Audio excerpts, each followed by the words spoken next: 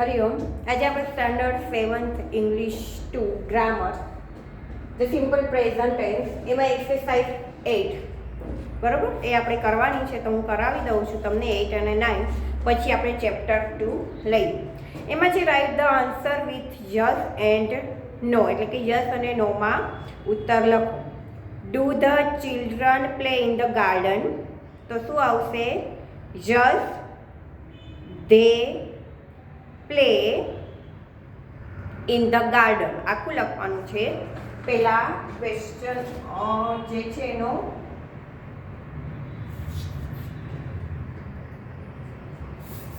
Exercise 8માં પહેલું જોઈએ.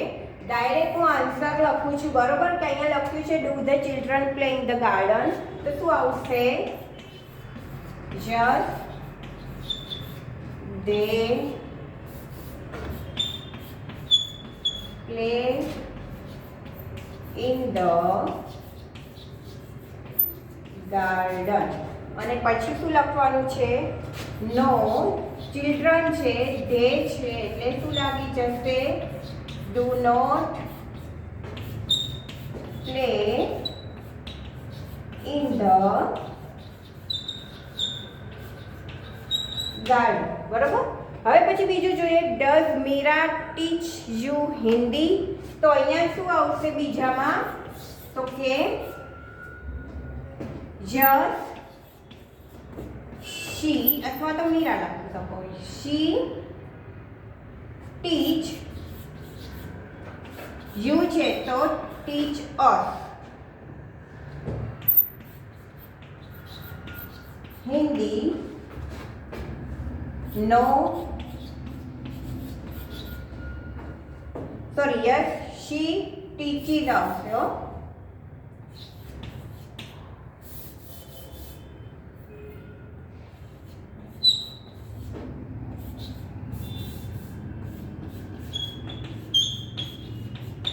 બરાબર? Yes she teaches us Hindi. No she, હવે બીરા છે એટલે શું લાગી જશે? does not teach us Hindi.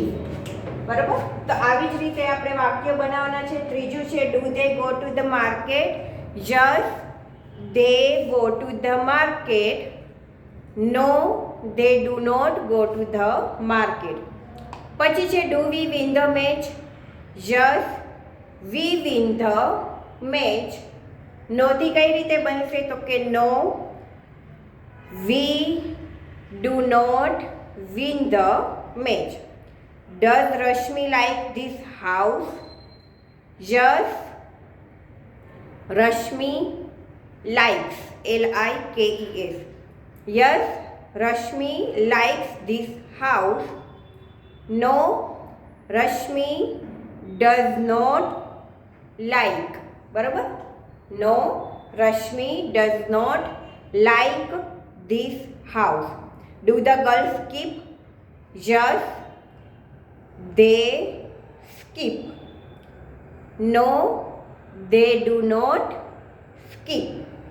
બરાબર? અહીંયા ગર્લ્સ બહુવચન છે એટલે ત્રીજો પુરુષ એકવચન હી શી ઇટમાં આપણે એસ પ્રત્યય લગાડીએ છીએ. અહીંયા ગર્લ્સ બહુવચન છે એટલે એસ પ્રત્યય લાગશે નહીં. સ્કીપ છે તો સ્કીપ જ રહેશે. Does Mohan work in the farm. Yes he works, WORKS, he works on the farm. No he does not work. No he does not work on the farm. Does Mrs Shah sell notebooks. Yes she sells, શું થઈ જશે અહીંયા? Sells. Yes she sells notebook. યસથી પ્રશ્ન વાક્ય યસથી answer જ્યારે બનાવીએ છીએ ત્યારે શું થશે? તો કે ડુ અથવા તો ડઝ, મતલબ કે પ્રશ્ન વાક્યમાં ડઝ આપ્યું છે તો ત્રીજો પુરુષ એક વચન છે, હી શી અથવા તો ઇટ, કોઈ પણ. બરાબર?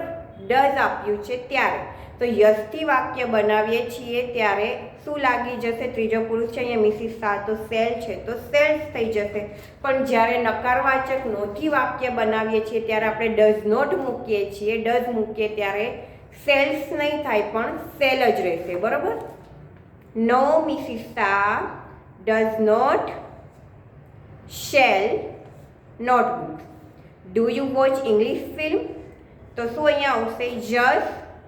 યુ છે તો તમે હા અમે જોઈએ છીએ તો વી લગાડી શકો. Yes we watch English film. No we do not English film.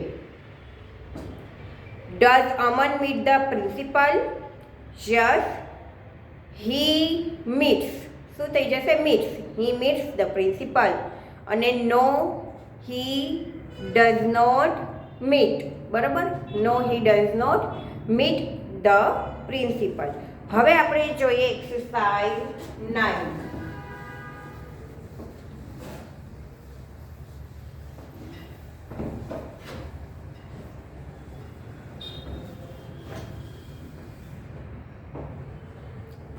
Exercise 9. એમાં પ્રશ્ન બનાવવાનો છે આપણે. બરોબર? અને પછી એના આન્સર આપવાના છે. તો અહીંયા પહેલું છે મોહિની લર્ન્સ ઇંગ્લિશ. તો મોહિની છે ત્રીજો પુરુષ એકવચન આવશે. બરોબર? તો અહીંયા હું ડાયરેક્ટ આન્સર લખું છું. શું છે? મોહિની લર્ન ઇંગ્લિશ. તો ડઝ મોહિની લર્ન ઇંગ્લિશ?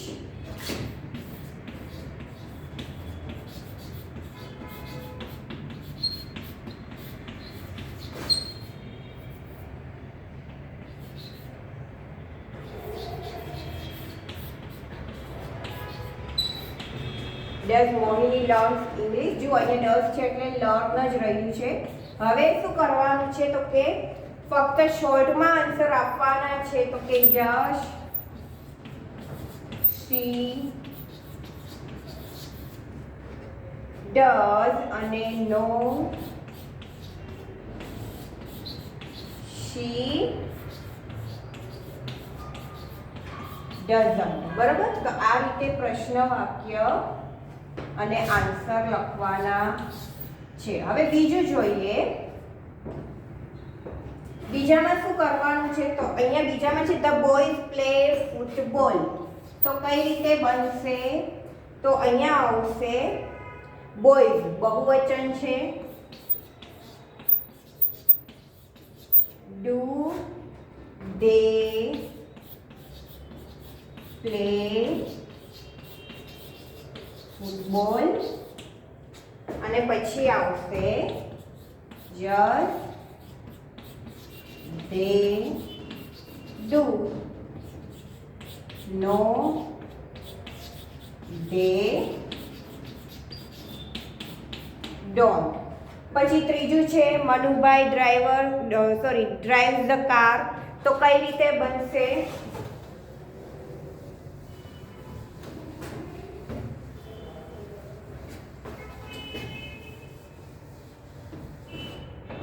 તો કઈ રીતે હવે વાક્ય બનશે ત્રીજું?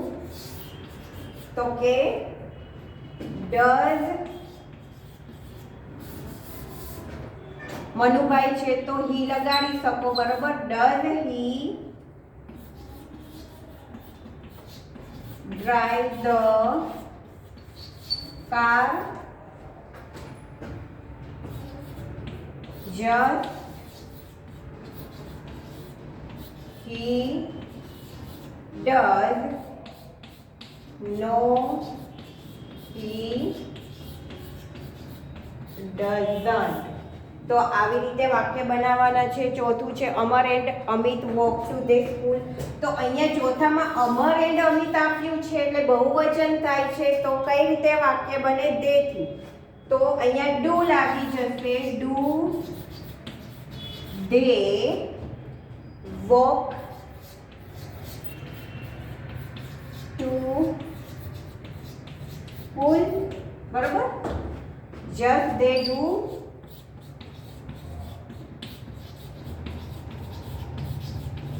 અને no they don't. No they don't. પછીનું પાંચમું વાક્ય છે વી બાય ન્યૂ બુક્સ. તો શું લાગી જશે? ડુ યુ લાગી જશે. Do you buy new books? Yes we do. No we don't. Ramjibhai water the plants. Does Ramjibhai water the plants? Yes he does. No he doesn't. Mother cooks food. Does mother cook food?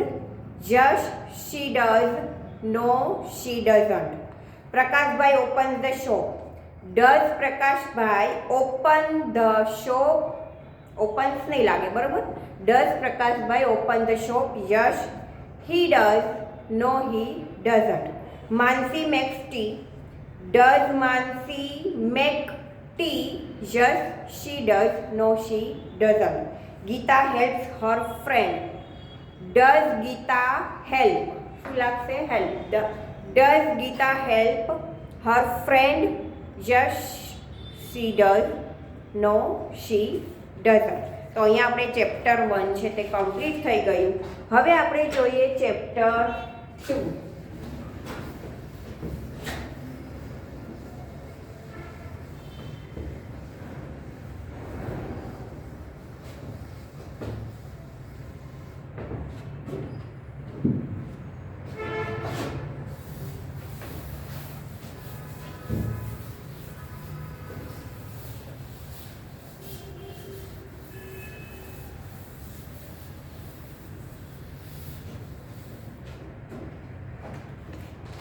Chapter 2માં શું છે? તો કે present continuous tense.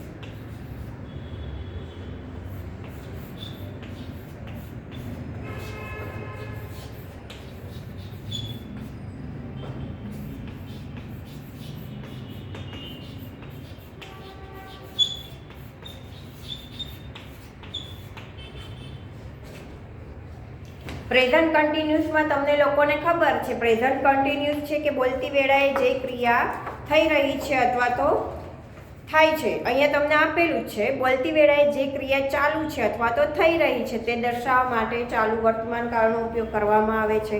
તેની વ્યાખ્યા પણ આપણને ખબર છે કે સબ્જેક્ટ પછી શું આવશે? તો કે ટુ બીના રૂપ એમ ઇઝ આર બરાબર, અને પછી વર્બ સાથે આઈએનજી વાળું રૂપ લાગે છે એટલે એ થાય ચાલુ વર્તમાન કાળ. ડાયરેક્ટ એક્સરસાઇઝ જોઈ લઈએ. Exercise 1. Fill in the blanks with the present continuous tense form of the words in the given in the brackets. પહેલું છે રતન. તો રતન છે તો શું આવશે? ઇઝ આવશે કે આર આવશે? તો કે ટુ બીનું રૂપ તો મૂકવાનું જ છે. ઘણા લોકો ટુ બીનું રૂપ નથી મૂકતા, ડાયરેક્ટ બ્રેકેટ્સમાં આપ્યું છે સીટ, તો રતન સિટિંગ લખી નાખે છે. પણ આપણે દર વખતે હું કહું છું ચાલુ વર્તમાન કાળ છે, રતન સબ્જેક્ટ છે, કર્તા છે, પછી આપણે ટુ બીનું રૂપ એમ ઇઝ અથવા તો આર મૂકીએ છીએ ને, તો અહીંયા શું આવશે? Ratan is sitting on the bench. Amrita, બીજું છે અમૃતા ઇઝ ડ્રોઈંગ. જો અહીંયા હું ડાયરેક્ટ લખું છું, પહેલામાં આવશે ઇઝ સિટિંગ બરાબર, પછી બીજામાં શું આવશે? Amrita is drawing a picture. ત્રીજું છે આઈ. તો આઈ સાથે શું લાગશે? ટુ બી નું રૂપ am. Eating. I am eating an orange. Hemant is running. અહીંયા શું આવશે ચોથામાં? તો કે ઇઝ રનિંગ. પછી છે ધે આર ડ્રિંકિંગ. પાંચમામાં આવશે આર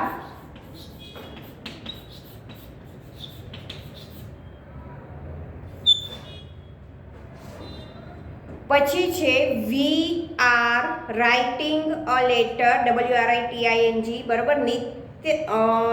નૈના એન્ડ નિતિન. અહીંયા બહુવચન થઈ ગયું છે એટલે શું લાગી જશે? Are. Naina and Nitin are reading a book. Mohan is swimming in the river. You are standing under a mango tree. Rajubai is selling, selling, selling balloons. The boys, બહુવચન છે boys એટલે શું લાગી જશે? ટુ બી નું રૂપ are. The boys are talking, KING, બરોબર? TALKING. The boys are talking loudly. 12મું છે Mohan is flying, Mohan is flying kites. Vipul is catching the ball. We are making toys. Sanjay is coming with us. પછીનું છે next 16મું I am studying. શું આવશે? STUDYING, studying. I am studying English now. The children are, જુઓ children છે એટલે R લાગશે. children are SHOUTING, shouting, બરોબર? પછી 18મું છે they are playing. They are playing football now. 19મું છે the dog is barking, બરોબર? The dog is barking now. We are going to school now. Hemant is brushes his teeth now. You are cleaning your room, CLEANING, cleaning your room now. We are watching a football match. 24મું છે Minal is singing a song. અને 25મું છે હર્ષ and Kirit, બહુવચન છે એટલે શું આવશે? હર્ષ and Kirit R batting, બરાબર? હર્ષ and Kirit R batting. એ પછી હવે આપણે જોઈએ એક્સરસાઇઝ 2.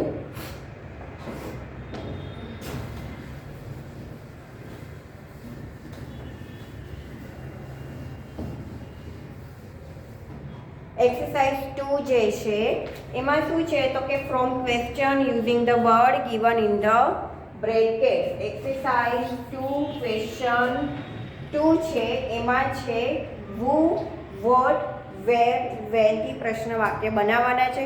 તો Lakshmi is cleaning the house. સાવ ઇઝી છે, હુથી બનાવવાનું છે. Who is cleaning the house એ તો તમને લોકોને ખબર જ છે કે નામ છે તે નીકળી જાય. Who is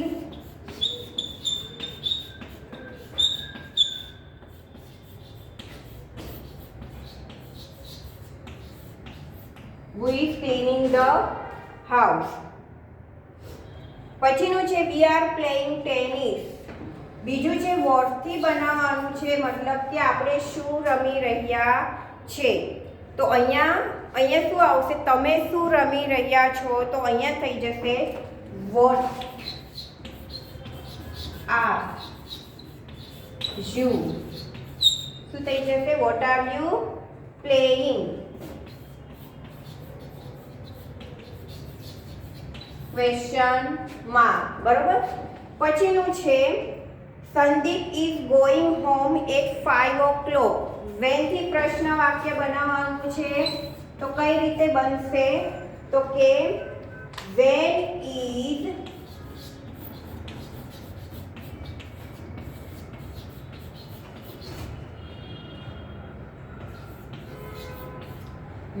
Sandeep going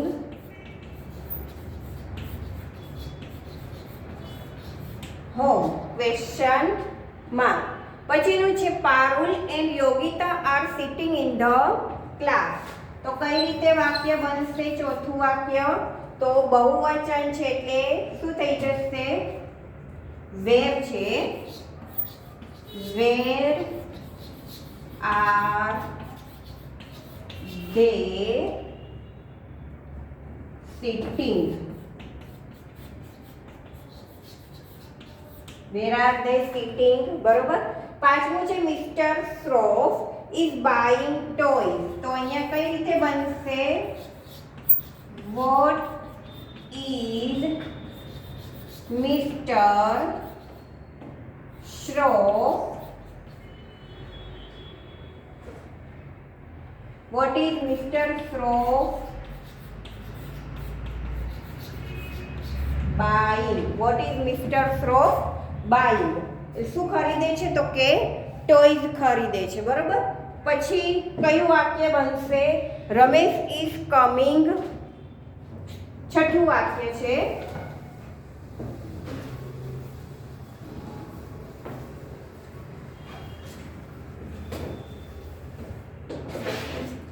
Ramesh is coming home in the evening. ક્યારે આવે છે તો કે સાંજે આવે છે. તો કઈ રીતે બનશે?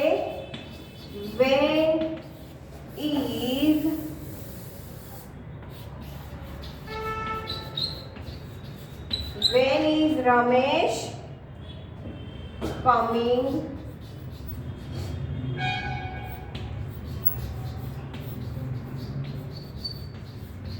home, બરાબર. પછીનું છે Hema and Reema are drawing rangoli. તો અહીંયા બે જણનું નામ આપ્યું છે Hema and Rima.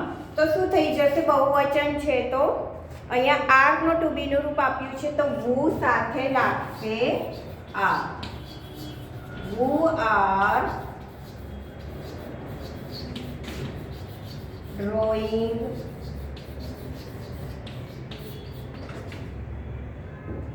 Rangoli question mark. પછી છે the postman is bringing letter. તો કઈ રીતે બનશે? What is the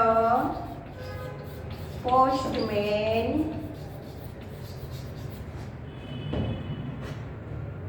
bringing?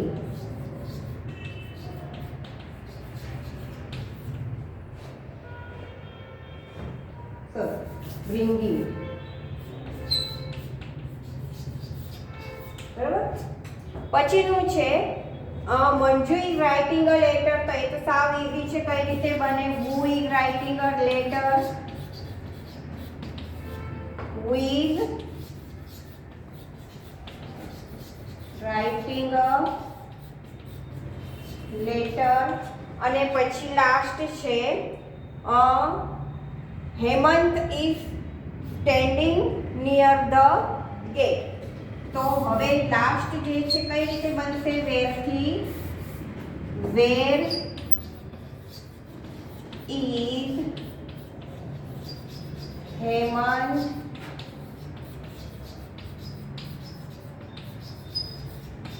Standing, બરાબર. Where is Hemant standing? તો કે નિયર ધ ગેટ. તો અહીંયા આપણે યુનિટ 2 જે છે પ્રેઝન્ટ કન્ટિન્યુઅસ ટેન્સ એ પણ કમ્પ્લીટ થઈ ગયું. સાવ ઇઝી ચેપ્ટર હતા. હવે આપણે જોઈએ સિમ્પલ પાસ્ટ ટેન્સ. તો સિમ્પલ પાસ્ટ ટેન્સ છે એમાં શું કરવાનું છે તો એ પણ તમને લોકોને ખ્યાલ છે.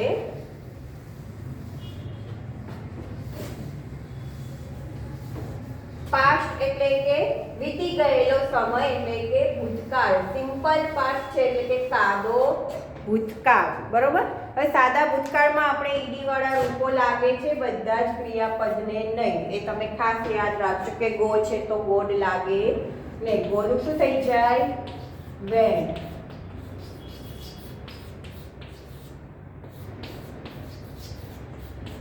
હજી અમુક સ્ટુડન્ટ ભૂલ કરે છે એટલે ખાસ ધ્યાન રાખજો કે જ્યારે બધામાં ઈડી લગાડી દે છે, ગો છે તો ગોડમાં લગાવ, મતલબ કે ઈડી લાગી જાય છે, બરોબર છે. સ્વિમ છે તો સ્વિમ્ડ ન થાય, સ્વેમ થઈ જાય. એટલે તમારે ખાસ ધ્યાન રાખવાનું છે. અહીંયા તમને ઓલરેડી આપેલા જ છે, જુઓ ક્રિયાપદોના ભૂતકાળના રૂપો, બરોબર. જે રીતે આપણે ટુ બીના રૂપમાં આપણે ડુ ડઝ લગાડતા હતા, વર્તમાનમાં આમાં શું લાગી જશે? ડીડ, બરોબર. અને ક્રિયાપદને ઈડી વાળા રૂપ લાગશે. અહીંયા જે ક્રિયાપદ તમને લોકોને આપ્યા છે બુકમાં એ તમારે પાકા કરવાના છે.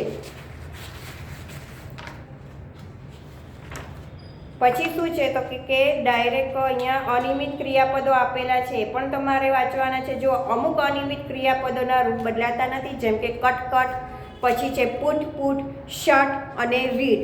તો એ છે તે બદલાતા નથી, એ એના એ જ રહે છે, બરાબર. તો હવે પછી જ્યારે નેક્સ્ટ પીરિયડ આવશે તો આપણે સિમ્પલ પાસ્ટ ટેન્સ છે ત્યાંથી શરૂઆત કરીશું. તો એ તમે આગળનું જે છે તે વાંચી લેજો. પછી તો ડાયરેક્ટ એક્સરસાઇઝ આપણે જ કરવાની છે, કારણ કે પાસ્ટ ટેન્સ છે ઓલરેડી મેં તમને કરાવી દીધું છે, આપણે એક્સરસાઇઝ જ જોવાની છે. પછી આવશે ફ્યુચર ટેન્સ, ચોથા નંબરનું છે ફ્યુચર ટેન્સ, અને પછી છે પ્રેપોઝિશન. પ્રેપોઝિશન તો આપણે છઠ્ઠા ધોરણમાં પણ શીખી ગયા છે. ભૂતકાળ વર્તમાન કાળ પણ આપણે છઠ્ઠા ધોરણમાં શીખી જ ગયા છે. આ બધું તો એક રિવિઝન જ છે, એટલે હવે તો બધાને આવડવું જોઈએ. અને બધા ઝૂમ મિટિંગમાં પણ સરસ જવાબ આપે જ છે, આવડે જ છે બધાને, બરોબર છે. તો અહીંયા સિમ્પલ પાસ્ટ ટેન્સ જે છે, તમે આગળના જે ક્રિયાપદો છે તે વાંચી લેજો, અને તમે તમારી જાતે ઘરે એક્સરસાઇઝ આપેલી છે તે પ્રેક્ટિસ કરજો. બોલપેનથી લખતા નહીં, ડાયરેક્ટ તમે સ્વાધ્યાય પોથીમાં લખો તો બોલપેનથી લખતા નહીં, કદાચ કોઈ મિસ્ટેક થાય એટલે પેન્સિલથી લખજો, અથવા તો તમે કોઈ નોટબુક હોય તમારી રફ નોટબુક તો તેમાં લખજો, પણ ડાયરેક્ટ બોલપેનથી સ્વાધ્યાય પોથીમાં લખતા નહીં, કદાચ ખોટું પડી જાય તો ચેકચાક થાય, બરોબર છે. તો આપણે હવે જ્યારે નેક્સ્ટ પીરિયડ આવશે તો આપણે ગ્રામરમાં ચેપ્ટર 3 છે એની એક્સરસાઇઝ કરીશું. હરિઓમ.